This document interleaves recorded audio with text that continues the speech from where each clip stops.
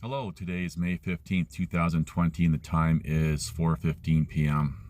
A few videos back, I talked about what I'm going to talk about in this video.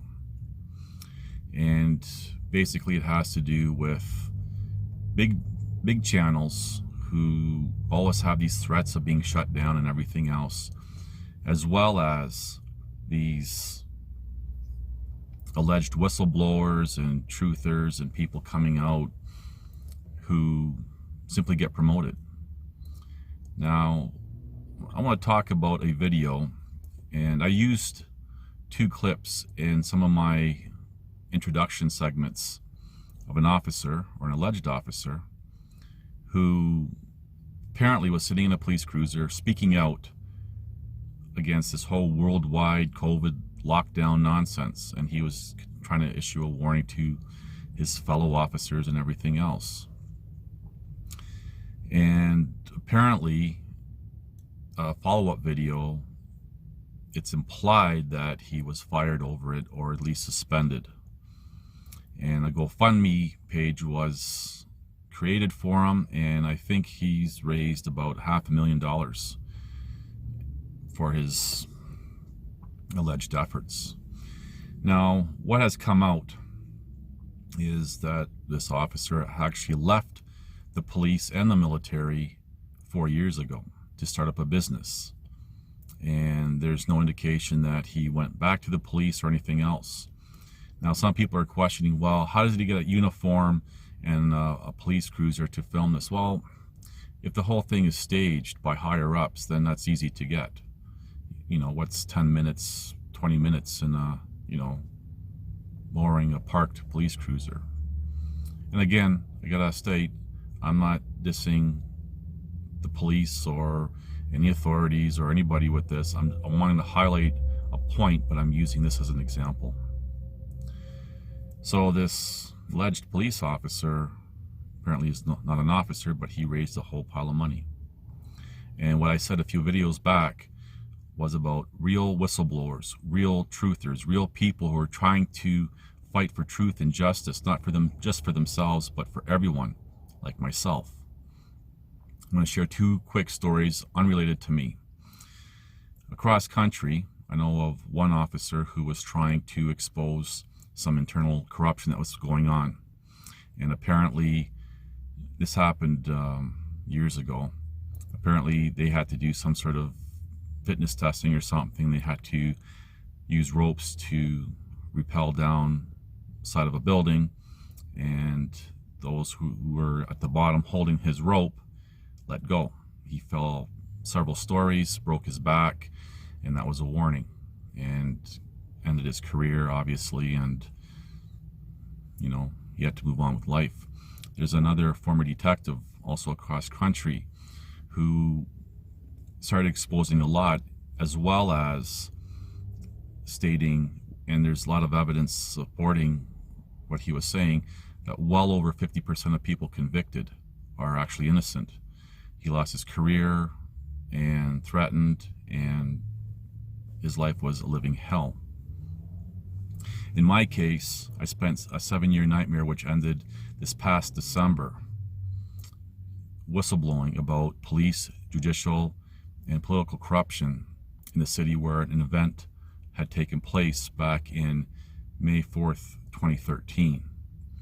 I sacrificed 7 years of my life, a lot of money, ruined my whole future by trying to expose this and fight for truth and justice against a very corrupt and wicked system. And over the years, crickets. Now, I'm not saying there hasn't been a handful of people who had supported me over the years and really helped out, and there was also people within the city who were quietly, in strange ways, making contact with me, encouraging me, saying, keep doing what you're doing, because you're really shaking up the city. And my reply was, I don't want to be that guy, I just want my life back. And a few people even said I'm a hero, which I don't think I am. No one's heard of me, and I've been trying to share not just my story, but a plethora of evidence to support what I'm saying. Nothing. And my whole efforts have left me destitute, partly disabled, with my entire life ruined, and with threats of going to prison if I kept going, sharing the evidence of everything. Nothing. And yet, all these other channels, and that was my sacrifice. And I'm still living under those conditions. These other channels get everyone riled up about, oh, my channel's going to be taken down. I have backup channels, and you can find me on these other platforms and everything else. And everyone's all so upset about that kind of nonsense.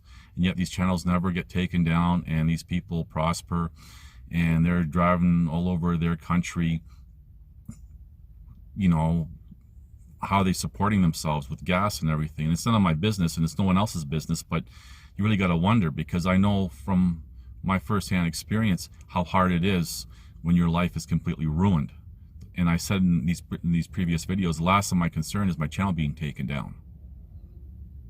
But my point now, tying everything together, is it appears that almost no one can distinguish a real whistleblower, truther, someone who's actually fighting for the cause, who's in the trenches, and who sacrificed everything. A lot of people who are following these big channels and these people who are coming out, alleged professionals, they buy into the hype and everything else, while people who are actually trying to do something to make a difference go unheard of. And there's a reason why. I want everyone to think about this. I'm not the only person. I can only share my story because it's my story.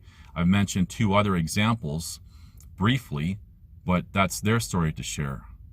And there's countless other people like myself who are in the trenches, or were in the trenches, trying to make a difference. No one cares. And people get all caught up in the hype. These people have GoFundMes and donate money, and the guy makes almost $500,000 for what, a 10-minute video. And all these other YouTubers, truthers and stuff, what have they sacrificed? And what is their knowledge base? I've qualified myself in many of my videos, my background and everything else. Crickets. So just think about it. People cannot see or distinguish the real from the fake. And that's my point. Anyway, thank you for watching. Please like, subscribe, comment, and share.